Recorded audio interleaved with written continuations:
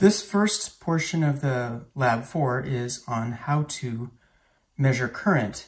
And the first thing I want to show you is what not to do. If you have a battery like this, I'm actually going to put the fourth one in here. I'm storing them like that so that they don't accidentally short each other. Because with 3 batteries in there, if these two touch, it's not a problem. With 4 in there, it can quickly drain the battery if all 4 are in there and the 2 touch, because then you actually have a connection. So now I have a 6-volt battery here. What not to do is this. What you can do is you can set this to a voltage measurement, like 20 volts, and you can measure the voltage. That's fine. It should say 6 volts-ish, something like that. We did this in a previous lab. Yeah, 6.36 volts. So that tells me my batteries are probably good because they're each 1.5 volts. There's 4 of them, and they should be a little bit more than 1.5 volts each. But what you don't want to do is set this for current. Current is over here, 200 milliamp current. And then that's how much current this is capable of reading. And then you don't want to hook it up to the 2 terminals of the battery like I just did for voltage. That is a no-no. Don't do that. I'll tell you again and again, don't do that because you can cause a fuse to blow in the meter if that happens. Okay? You will be measuring current, but you have to do it in a circuit that already has resistance in it, which we'll be doing in this lab. The next thing I ask you to do in this lab is to measure the resistance of the first resistor that you're going to characterize. You're going to be characterizing 3 resistors in this lab, which means you're going to be putting a voltage through them, across them, and measuring the current through them, and you're going to try to adjust the voltage. We'll get to that. But one of the resistors is a 1 kilo ohm resistor. It's brown, black, red. And I want you to start by measuring it. And notice I have the scale on the 20 kilo ohm scale. So the units here are going to be in kilo ohms, not in ohms. That's really important to know that. So this is telling me that it's about 0.98 kilo ohms, which is certainly within 5% of 1 kilo ohm. And 0.98 kilo ohms, remember, is 980 ohms. Okay, so that is the value of this resistance. That's the first thing you needed to do. The next thing I ask you to do is to place your resistor in the protoboard properly. And I'm going to show you the wrong way to do this. We talked about it in the last lab. If you do this like that, so that both leads of the resistor are in the same row, as you can see here, that is a problem. That means the resistor is shorted out, and when you wire up your battery one side to each end, the battery would short out, and that's not a good thing.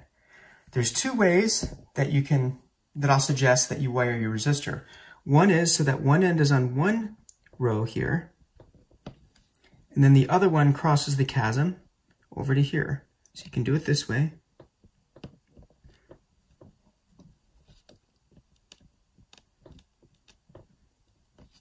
All right, so that one end is in one side, one end is in the other side. As long as it's deeply into a hole, that's fine.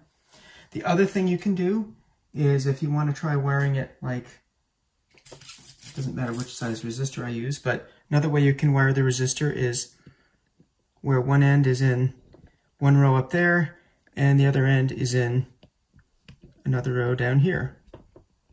Could cross the chasm or not. Or you could be on either side of the chasm, so long as both leads are in different rows in these 5-hole portions of the protoboard. Either one of these is an okay way to wire the resistor for this lab, for any lab for that matter. All right, so we're almost ready to go. The next thing we're going to do is get ready to wire the resistor to a battery. And what I want to do is show you different ways you can do that and show you the basic measurement. So I'm actually going to start out with a 6-volt battery because it's all set up for me. It's easy to do. So that's the first one I'm going to do. I'm going to do this wiring the same way I did it last time. I'm going to put the plus side here and the minus side there, so they're on opposite sides. And then I'm going to wire a jumper wire from the positive side of the battery. I like to use red if I can find a red wire of the proper length. It doesn't have to be. It's just a nice way to symbolize. Red is usually used for positive voltages. So I can go anywhere on here, because these are all connected to the battery, and wire it wire it to one of the holes that's in the same row as the resistor wire, like that. Okay, so just to make sure you can see it, it's easy to start losing track of everything. But this is the wire coming from the battery, from the 6-volt battery, coming to the plus terminal over here. Any of these holes in that column are connected to it. So I just happened to pick one down here, and I ran that wire up to the same row that the resistor, one end of the resistor is in. So now the resistor, this end of the resistor is hooked up to the positive side of the battery. Now I have to hook up the other side of the resistor to the negative side of the battery. And at that point, I'll actually have current flowing through the resistor. And we'll have to then try to measure it with our ammeter, and also I'll measure it with the voltmeter and the ammeter. That's what we're going to try to do.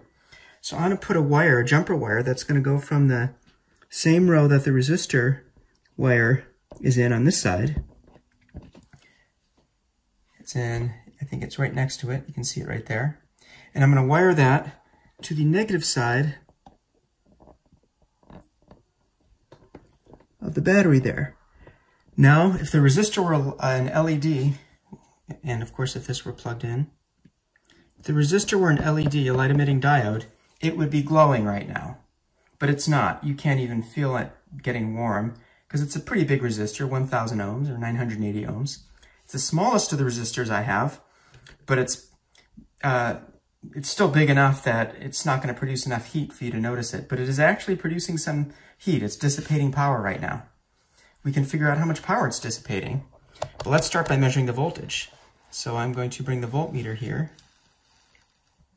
set it to the, let's see which setting. I'll set it to the 20 volt setting, and then I'm going to measure the voltage across the resistor. So that means I'm going to put the plus side on that side of the resistor and the minus side on that side of the resistor. That's how we measure voltages. And if everything's plugged in, and I need to make sure it is plugged in well enough. If you're getting a 0 now, it's because one of the wires isn't plugged in. Make sure everything is inserted correctly. If I do this, there we go, 6.32 volts. Okay, remember it was about 6, when I measured the battery voltage without a resistor attached, it was something like 6.36 volts. So it drops a little bit when there's a resistor attached to it. And there's a tiny bit of voltage dissipated across the wires themselves that have a very small resistance. But that makes sense. It's 6.32 volts, okay? That is how we measure voltage. We already know that from last lab. Now, let's try to measure current. Watch what I'm going to do. I'm going to change this to the milliamp setting. Now, what I don't want to do is I don't want to do the same thing I just did for the voltage. That will effectively, potentially burn out this meter, at least the fuse for the meter, which would then have to be replaced. We don't want to have to do that. The thing we want to do to measure current is we need to break the circuit. And I've talked about this in class, I believe. You always measure current by, remember, current is like the flow of water through a pipe. I want to measure the flow of electrons through a wire. That means if I was to measure the flow of water through a pipe, I'd have to break the pipe or put something in the flow so that the flow goes through it. That's what I have to do to measure current with this ammeter here, when it's in this setting. Okay, to measure current, I have to do that. So here's how one way to do that. To break the circuit means literally, I'm going to pull out a wire that's in the circuit so that it no longer is being a circuit. Now the resistor is not, there's no current flowing through the resistor right now. And I'm going to leave the wire like that. I'm going to plug it back into the hole it was in, but I'm going to leave it up. So this is a loose wire here, and it was connected to that lead of the resistor right there.